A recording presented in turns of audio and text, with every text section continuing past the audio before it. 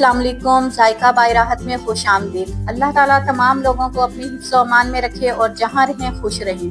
आज मैं बीफ आलू शोरबा अपनी दादी के तरीके से बनाऊंगी, जो कि बहुत कम मसालों से हमारे घर में सादा तरीके से बनता था। उसका जायका बहुत ही लाजवाब होता था। आज मैं कोशिश करती हूँ कि वही जायका और टेस्ट आए।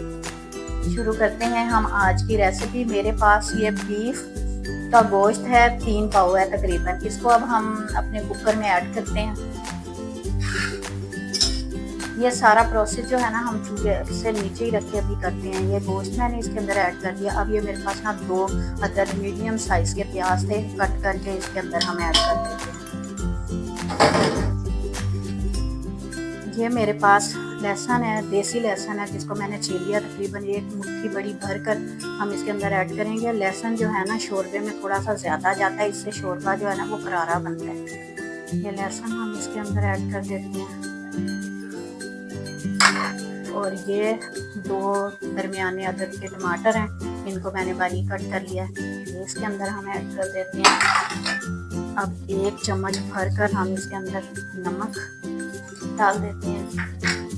ये मेरे पास घर में मैंने खुद अपनी पीसी हुई लाल मिर्चें हैं, 1 चम्मच वो और 1 चम्मच हल्दी का पाउडर ये इसके अंदर कर देते हैं।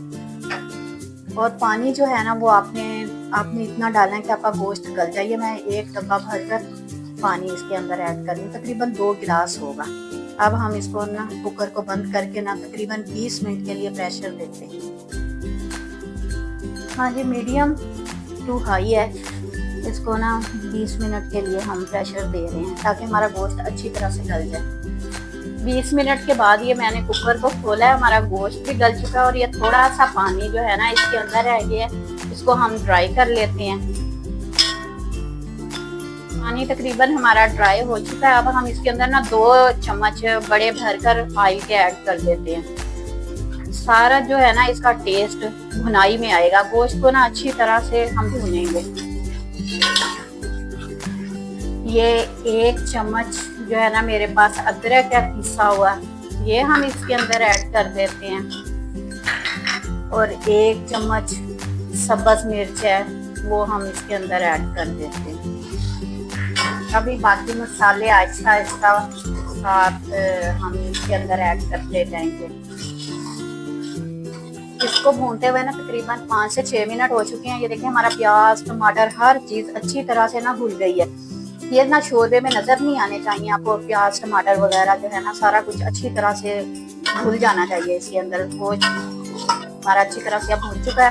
अब हम इसमें ना कुछ मसाले ऐड करते हैं। ये मेरे पास है 1 चम्मच सूखा धनिया पिसा हुआ, वो हम इसके अंदर ऐड कर देंगे। और 1 चम्मच जीरा पिसा हुआ, वो हम इसके अंदर ऐड कर देंगे।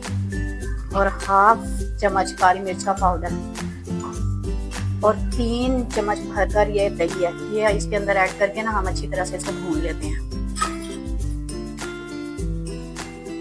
अब हम आलू इसके अंदर ऐड करने लगे। ये 3 अदद आलू हैं, ये मैं इसके अंदर ऐड कर दूंगी और इनको ना 2 मिनट के लिए भून लेते हैं।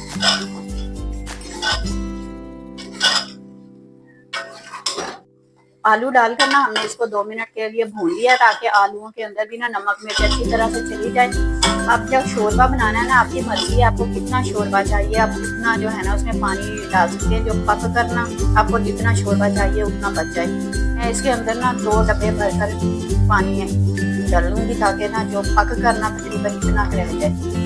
थोड़ा सा आलू भी हमारे गलेंगे और शोरबा भी पकेगा ताकि शोरबे में गोश्त का टेस्ट आए। इसलिए मैं 2 डब्बे भरकर पानी के शामिल कर लिया। तकरीबन इसका वजन जो हो ना 1 किलो के करीब होगा।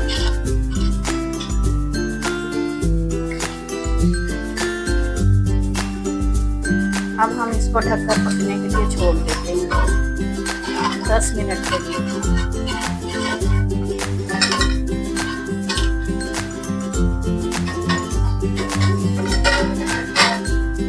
आधा चम्मच मैं गरम मसाला इसके अंदर पिसा हुआ ऐड करूँगी।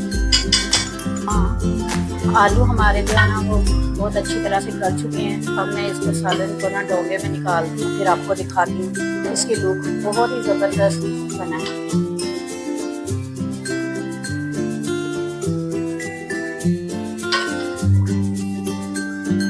हमारा सालन जो है ना बनकर रेडी हो चुका है। आपको अगर मेरी ये रेसिपी पसंद आए तो मेरे चैनल को लाइक शेयर और सब्सक्राइब कर दें।